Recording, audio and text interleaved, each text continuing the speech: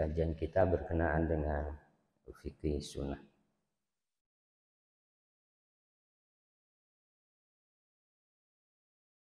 Saya ingin melanjutkan kajian kita pada bab yang jarang kita bicarakan dalam kajian-kajian fikih. Sebab seringkali kajian fikih yang banyak dibicarakan adalah berkenaan dengan ibadah makhluk, sholat, puasa, zakat, gitu. Kita ingin masuk pada bab jenazah. Tapi sebelum masuk ke jenazah, kita ingin membicarakan pengantarnya. Pengantar kematian itu sakit.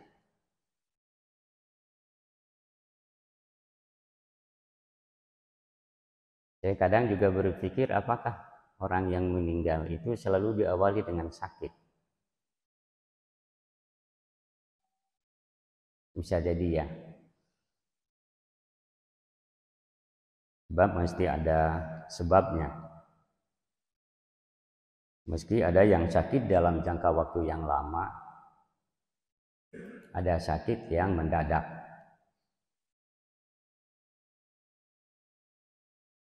Yang mendadak itu bisa jadi potensinya sudah lama. Sebut saja umpama ada yang meninggal itu karena serangan jantung. Potensi sakit jantungnya sudah lama. Gitu. Jadi baru kemudian akut pada saat itu.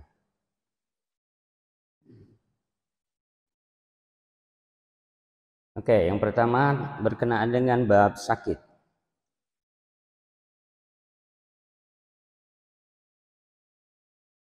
Sebagian kita sudah mengetahui bahwa sakit itu dapat menghapus kesalahan dan dosa. Pengetahuan itu kita peroleh dari beberapa hadis Rasul. Bahwa orang yang sakit itu bisa menghapuskan kesalahan dan dosa yang telah dilakukan, terutama adalah dosa-dosa kecil. Di antaranya hadis yang diriwayatkan oleh Imam Bukhari dan Muslim dari Abu Hurairah bahwa Nabi Shallallahu Alaihi Wasallam bersabda, "Man yuridillahu bi khairan yusib minhu."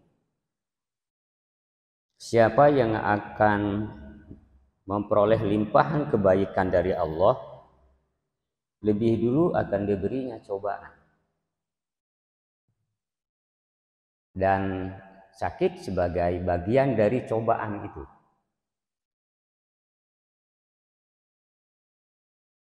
Secara lahiriah kita memaknai sakit itu sebagai musibah, sebagai malapetaka.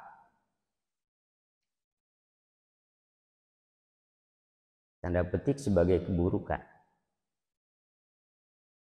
Tetapi dalam ajaran agama, dalam ajaran Islam, ternyata sakit itu bukan sebuah keburukan.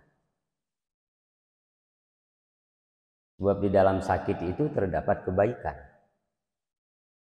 Di antara kebaikannya adalah bisa menghapuskan kesalahan dan dosa. Tapi nanti dengan catatan. Ada catatannya. Ada catatan kaki. Jadi kalau orang diberi musibah oleh Allah, dalam hadis ini, menurut hadis ini, berarti Allah akan memberikan kebaikan pada orang tersebut. Jalannya dengan diberi musibah. Itu sebabnya ketika orang sakit, ketika orang kena musibah, doa yang diajarkan oleh Rasul adalah Allahumma ajirni fi musibati wa akhluf li khairam minha.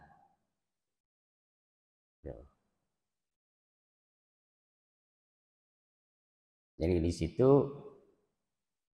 ada kata wakhluf li khairum minha, dan tukarkanlah, gantikanlah musibah itu dengan kebaikan.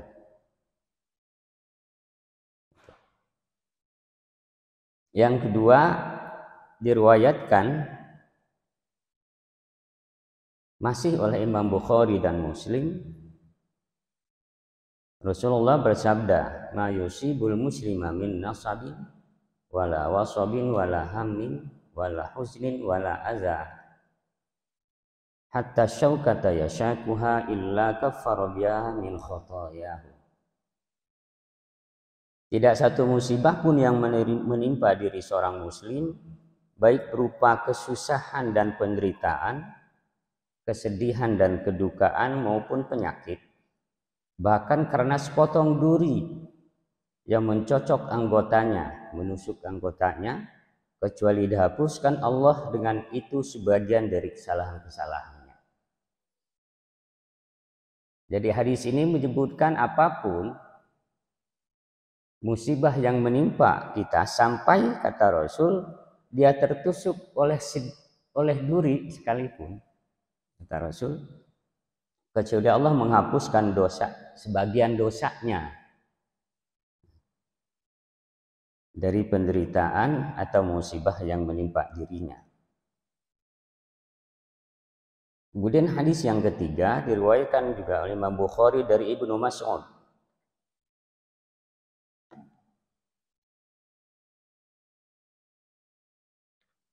Dakhaltu ala Rasulillah sallallahu alaihi wasallam wa huwa yau'ik. Faqultu ya Rasulullah innaka tu'ika wa'kan syadida. Qala ajal inni u'iku kama yu'iku rajulani minkum. Qultu dzalika anna laka ajraini. Qala ajal dzalika kadzalik ma min muslimin yusibuhu adzan syaukatin fama fawqaha illa kafarallahu biha sayyi'atihi kama tahuttuhu syajaratu waraqaha. Saya bertemu kepada Rasulullah SAW, kebetulan ia sedang menderita demam. Maka kataku kepadanya, ya Rasulullah, badan Anda amat panas sekali. Ujarnya, memang suhuku naik sampai 2 kali lipat suhu badan tuan-tuan di kala demam. Kataku pula, sebabnya mungkin karena Anda diberi pahala 2 kali lipat pula. Benar demikian, jawab Rasul. Dan juga tidak seorang muslim pun yang ditimpa kesakitan, mulai dari tusukan duri hingga yang lebih berat dari itu, kecuali dihapuskan Allah dengan itu kesalahan-kesalahannya, tak obah bagai kayu yang menggugurkan kayu-kayunya dan daun-daunnya.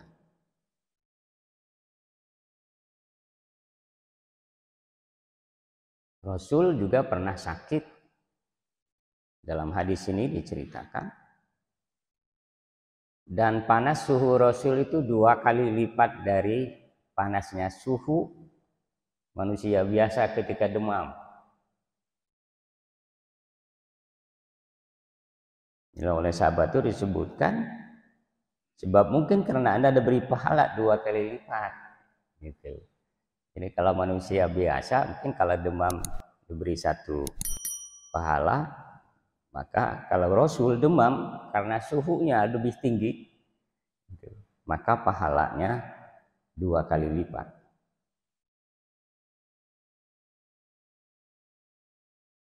Yang keempat diriwayatkan pula dari Abu Hurairah, Rasulullah SAW bersabda, masalul mu'mini kamasalil khawmati minaz zar'in min haitsu atasha rihu kafa'atha fa iza atadalas takaffa bil bala wal fajiru kal aruzah summa'a mu'tadilatan hatta yaqsimuha Allahu idza syaa.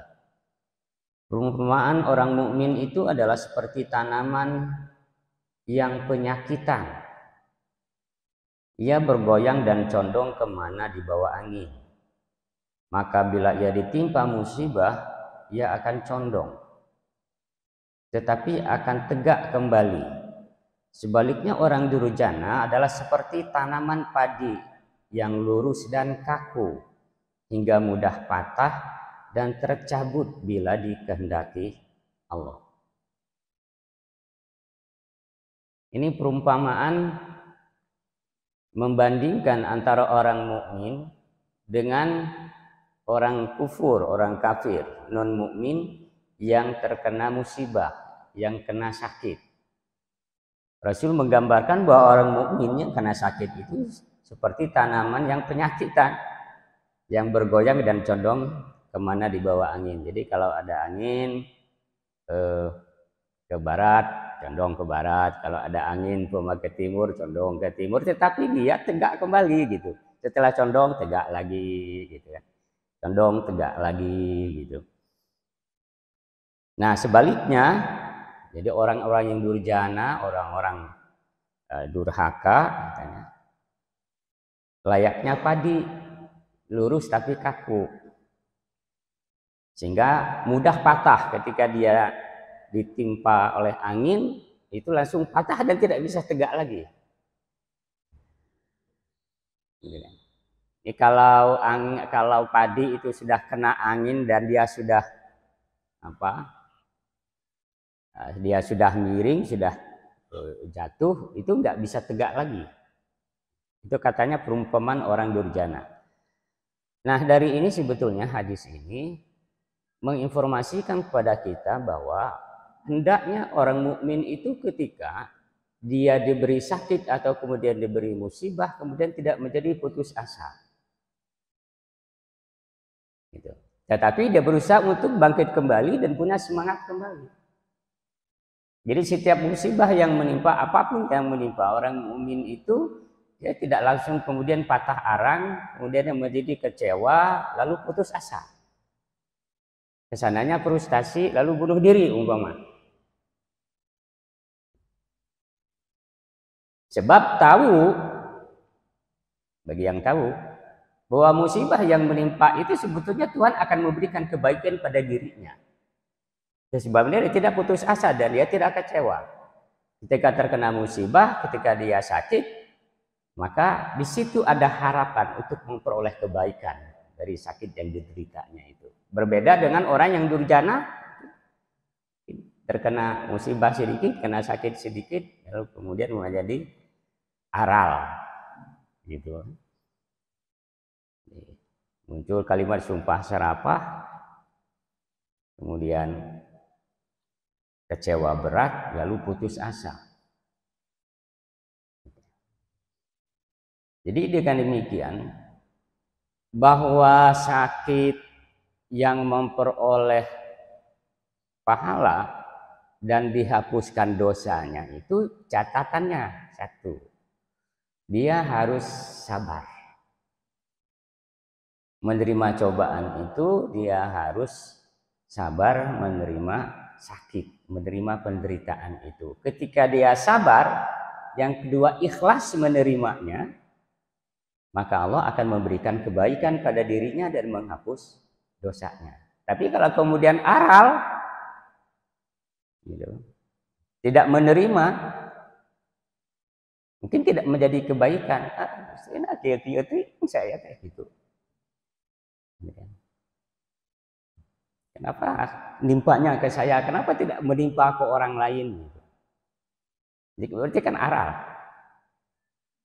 Seperti seolah-olah dia tidak ikhlas untuk menerima itu. Nah, ketika dia tidak ikhlas untuk menerima musibah itu, maka tidak menjadi kebaikan buat dirinya. Jadi syaratnya itu, satu ikhlas menerima musibah itu, kemudian yang kedua sabar.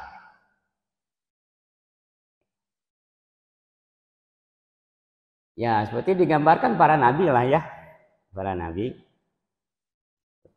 Saya susah menyebut contoh kalau orang biasa, meskipun banyak sebetulnya. Orang biasa yang sabar menerima penderitaan, menerima sakit bertahun-tahun.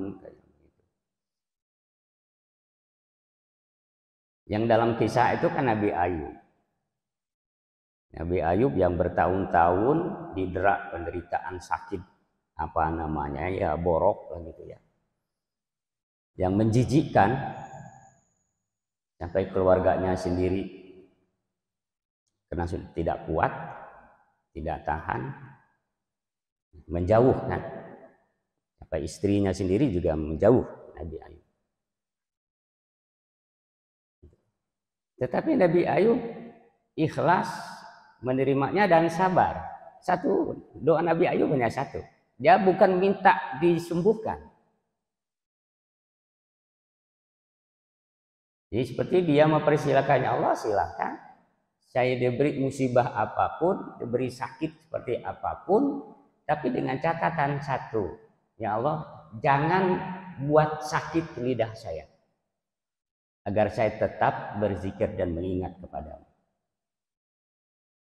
Gak apa-apa tubuh saya juga penuh dengan korengan bilatung, konon katanya ceritanya ya, penuh bilatung ya. Gitu. Wallahu a'lam benar atau tidaknya. Ustaz yang kalau di kampung itu kan ada cerita saking sabarnya Nabi Ayub itu kena penuh bilatung kayak begitu. Ketika dia mau sholat wudhu, katanya bilatung itu dicabut dulu, dikeluarkan dulu, disimpan. Sudah selesai dimasukkan lagi. Ceritanya Allah benar atau tidaknya ya. Artinya kalaupun juga tidak benar cerita itu, paling tidak memberikan gambaran betapa tabah dan sabarnya. Yang itu tidak terjadi pada orang lain, manusia biasa seperti kita. Kita kalau bilatung udah keluar dari penyakit kita kan pasti dibuang kan. Atau bisa jadi dendam, sia gitu, rendos kan gitu. Nah, katanya ceritanya Nabi Ayub tidak begitu. Dicabut, selesai sholat, dimasukkan lagi. Allah alam benar atau tidaknya. Tapi sekali lagi ini menggambarkan betapa sabar dan ikhlasnya Nabi Ayub menerima cobaan dalam bentuk penyakit yang menjijikkan seperti itu.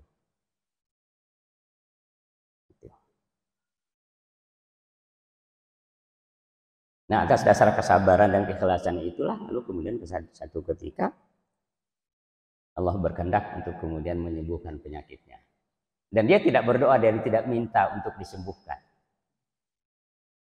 Tapi Allah merasa sudah cukup ujiannya, cobaannya, tes ke Nabi Ayub, ternyata dia termasuk orang yang sabar.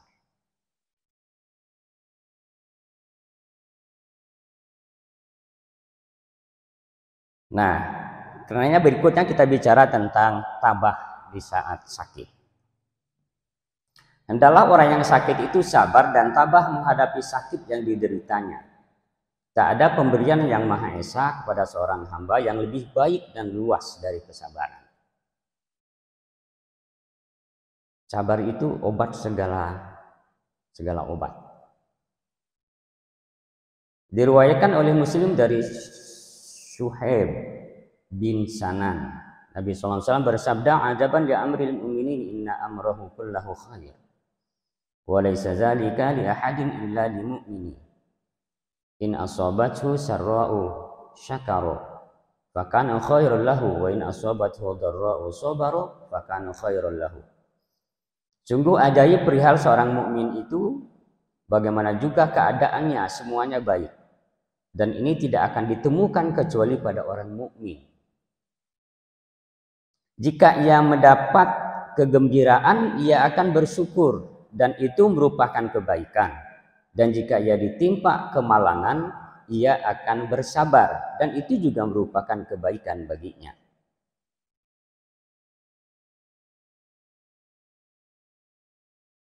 Jadi syaratnya tadi tabah, sabar. Dan kesabaran itu akan memberikan kebaikan.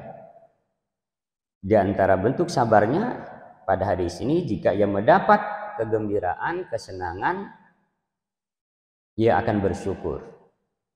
Dan itu merupakan kebaikan. Dan jika ia ditimpa kemalangan, ia akan bersabar. Ini disebutkan sebagai ciri dari orang mukmin itu begitu.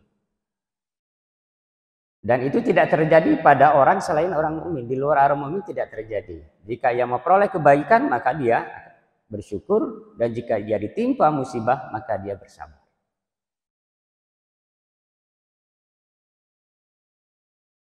Diriwayatkan oleh Bukhari dari Anas, katanya saya dengar Rasulullah SAW bersabda, Innallaha ta'ala qol idza btalaitu 'abdi bi habibataihi fasabara awwadtuhu minhumal jannah yuridu 'ainaihi. Sungguhnya Allah Ta'ala berfirman, jika seorang hamba mendapat cobaan dariku mengenai dua kesayangannya, maka ia sabar. Nanti akan kami ganti dengan surga. Yang dimaksud dengan dua kesayangan itu adalah dua mata. Kedua matanya. Jadi kalau kemudian ada dicoba matanya sakit atau kemudian juga matanya tidak bisa melihat, buta, itu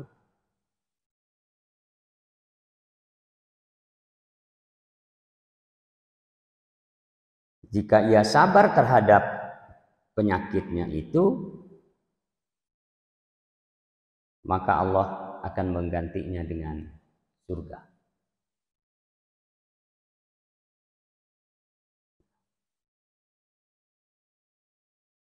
Jadi di balik kekurangan itu sebetulnya dia memiliki kelebihan selama dia sabar. Di mata Allah bahwa orang yang melihat belum tentu lebih baik di mata Allah ketimbang orang yang tidak melihat, ketimbang orang yang buta. Nah, catatan tadi dengan catatan dia tabah dan sabar menerimanya. Jika ia sabar, maka kata Allah tidak ada gantinya kecuali surga, maka dia akan diganti dengan surga. Nah, kalau ingin masuk surga, diantaranya dengan cara itu. Hilang penglihatan. Gak mau ya?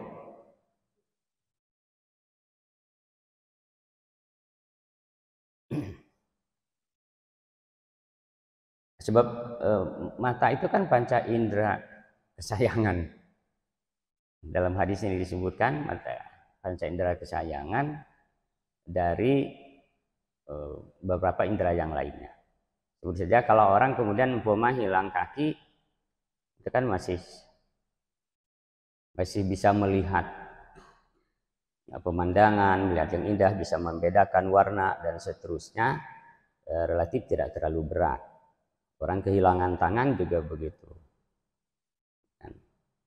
Tapi kalau orang sudah kehilangan mata, kehilangan penglihatan, itu adalah sebagai sesuatu yang sangat berharga. Diriwayatkan oleh Bukhari dan Muslim dari Atha bin Ribah, diterimanya dari Ibnu Abbas, yang menanyakan kepadanya, ala uri kamra'atan min ahlil jannah, faqultu bala, faqala hadzal mar'atu sauda. Atatin Nabi sallallahu alaihi wasallam faqalas inni asra'u wa inni atakasyafu. Wa Allah ta'ala li faqala in syi'ti sabarti walakil jannah. Wa in syi'ti da'autu Allah ta'ala ayyu'afiyaka wa qalas asbir. Tsumma qalat inni atakasyafu fa Allah li alla atakasyafu fada'alaha. Inginkah Anda melihat seorang wanita penduduk surga? Jawabku, ya. Nah, wanita yang hitam itu, ia pernah datang pada Nabi SAW dan mengadu, saya ini sering jatuh pingsan dan suka membukakan aib. Maka doakanlah oleh Anda kepada Allah agar disembuhkannya. Jadi si wanita itu datang kepada Rasul, wanita hitam yang buta itu, dan minta didoakan agar disembuhkan mata.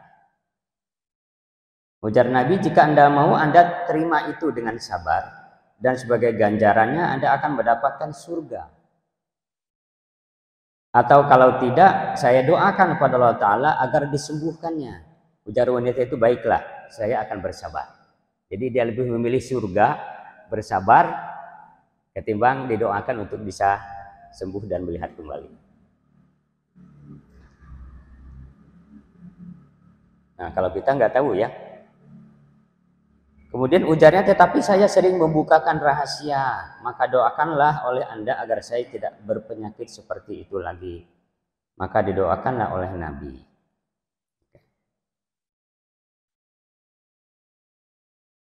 Jadi Kalau begitu bahwa sabar itu ganjarannya surga. Jadi sabar itu apa namanya? Bayarnya adalah surga.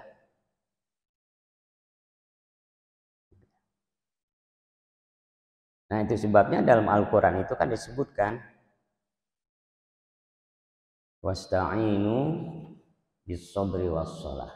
Jika Anda menderita apapun, kesusahan apapun, ada persoalan apapun, kata Allah wasta'inu bis-sabri was-shalah. Jadikanlah sabar itu dan sholat itu sebagai penolong. Ya, ada yang menerjemahkan wasta'inu itu adalah minta. Wasta'inu, mintalah sebagai penolong sabar dan sholat. Nah, yang menerjemahkan wasta'inu, jadikanlah sabar dan salat itu sebagai penolongmu. Jadi kalau ada berbagai persoalan yang menimpa, berbagai kesusahan dan kesulitan yang menimpa, satu obatnya, gitu, yaitu sabar dan sholat. Dan itu kan sangat terasa, paling tidak sholat itu ketika kita kena musibah, itu terasa enaknya sholat.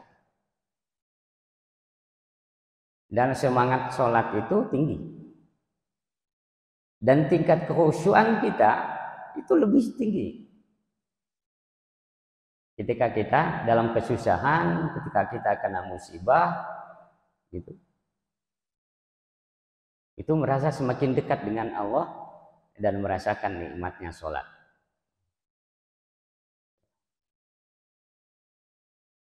Dan ternyata paling tidak sholat itu ketika kita ikhlas melakukannya dan kemudian kita khusyuk melakukannya, itu menjadi obat. Paling tidak itu hati kita menjadi lega, perasaan kita menjadi enak, menjadi nyaman,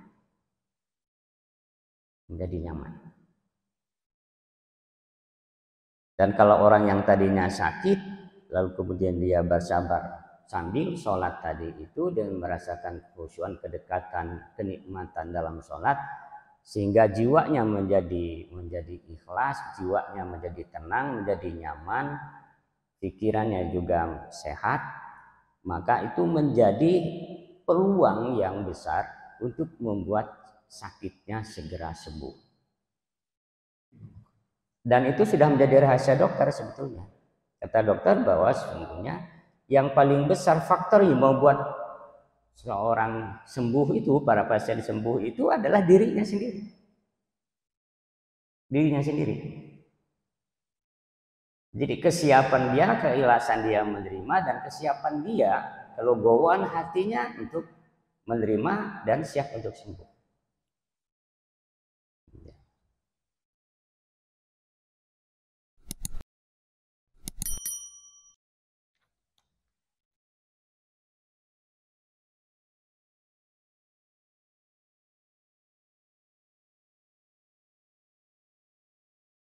Bagaimana kalau orang mengadukan sakitnya?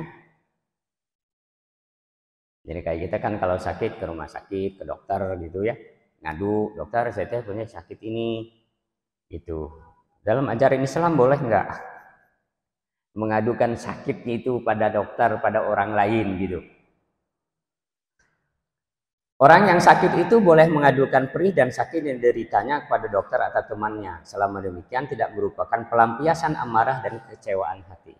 Hanya sekadar konsultasi, bukan sebagai pelampiasan. Nah, bukan menceritakan pada orang lain sebagai pelampiasan.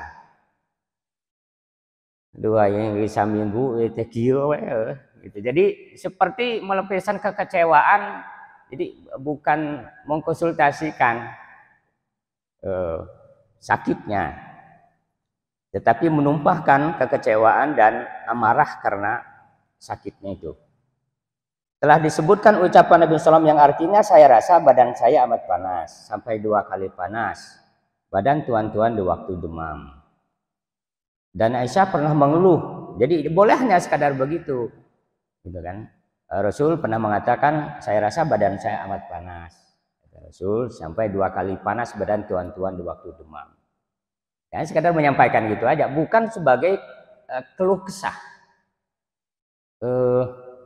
Bahasa Mama Dedeh mah curhat. Bukan curhatan terhadap penderitaan yang diterimanya. Aisyah pernah mengeluh dan mengadu pada Rasulullah SAW, katanya, oh sakitnya kepalaku. Dan Nabi, saya juga kepala saya terasa sakit sekali. Dan Abdullah bin Zubair bertanya kepada Asma yang ketika itu dalam keadaan sakit, bagaimana keadaan Anda? Ujar Asma, sakit. Hanya sekadar menyampaikan, mengatakan apa yang kita rasa, itu nggak ada masalah. Gitu kan? Nggak ada masalah. Gitu kan? Nah seperti ini Aisyah mengatakan bahwa oh sakitnya kepalaku, kata Rasul, saya juga sama sakit. Kalau hanya sekadar mengatakan gitu boleh. Yang mengadukan itu pada teman, pada orang lain, terlebih kepada dokter. Tapi lagi-lagi bukan sebagai bentuk pelampiasan kekecewaan, umpama kekesalan, gitu, pada orang lain. Dan sebelumnya menyampaikan apa yang dideritanya, sebaiknya si sakit itu bersyukur kepada Tuhannya. Berkata Ibnu Mas'ud, jika sebelum mengadu bersyukur lebih dulu, tidaklah disebut mengadu. Ya. Jadi kalau dia tidak menganggap itu sebagai sebagai keburukan yang menimpa dirinya, lalu kemudian dia menceritakan sakitnya, ya artinya ya bersyukur itu tidak ngerasula lah kan bahasa kitanya, kan tidak ngerasula ketika menyampaikan ke orang lain atau kemudian ketika mengadu upama ke dokter kayak begitu, dan hanya menyampaikan apa adanya kayak begitu. Terlebih kalau kemudian diawali dengan kalimat syukur. Kemudian mengadu pada Allah diisyaratkan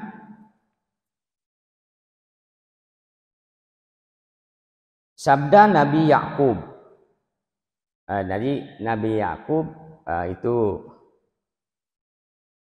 mengadukan penyakitnya itu kepada Allah yang kemudian direkam dalam Al-Quran surat Yusuf ayat 86. Innama ashku basi wa husni ilallah. Hanya saya adukan kesedihan dan kedukaan saya kepada Allah.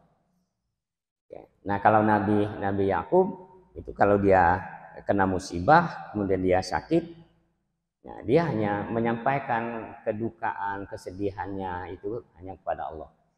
Itu kan saya adukan kesedihan dan kedukaan saya kepada Allah.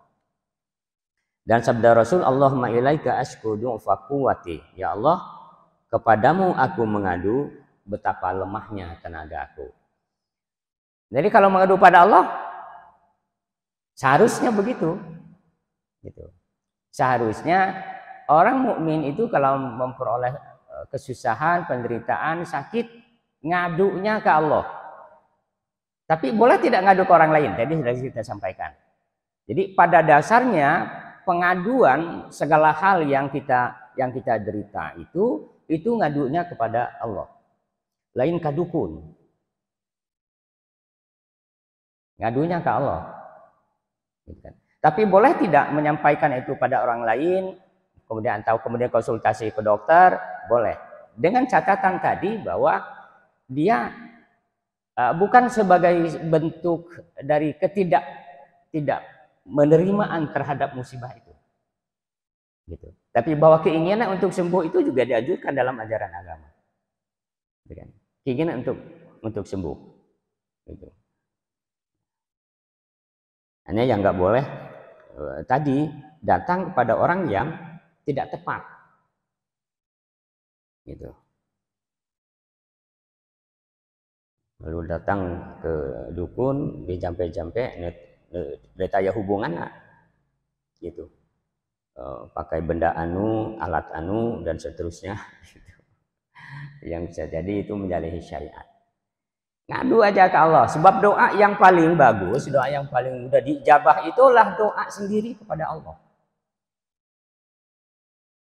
Doa sendiri pada Allah. Itu sebabnya kenapa kemudian Rasul itu jarang itu nggak pernah mendoakan para sahabatnya langsung. Kecuali kalau kemudian diminta, apalagi kalau kemudian doa umpama yang benghar gitu, ingin karirnya menanjak, gitu kan, yang rezekinya banyak gitu, jarang. Terus siapa yang didoakan, minta doakan oleh Rasul, kemudian diberi doa, Ustaz? Salabah. Salabah itu sampai 3 kali dia datang Rasul itu. Ketiganya baru kemudian Rasul mau mendoakan. Gitu kan. Ya Rasul, saya teh dalam keadaan gini susah. Gitu kan. Sampai untuk sholat aja sarung itu dengan istrinya gantian. Gitu. Gantian. Jadi kalau Salabah sholat umpama berjamaah di masjid, istrinya nunggu. Dan sebabnya Waalaikumsalam, nah, tidak banyak zikir, dia langsung pulang. Lalu ditanya Rasul, kenapa Anda buru-buru? Kata Salabah, ya Rasul, katanya, sarung yang saya pakai ini ditunggu oleh istri di rumah. Gitu. Saking susahnya. Tapi kemudian dia datang kepada Rasul untuk didoakan agar menjadi orang yang kaya. Tidak langsung didoakan oleh Rasul. Wahai Salabah, kata dia, rizki yang sedikit, harta yang sedikit, tapi disyukuri itu menjadi lebih baik ketimbang harta banyak tapi tidak disyukuri.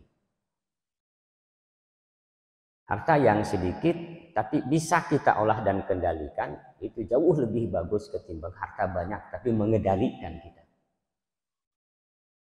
Tapi karena sudah 3 kali, lalu 3 kali baru kemudian Rasul, kalau memang maksa didoakan oleh Rasul, lalu kemudian ada sebabnya dikasih domba sajodo,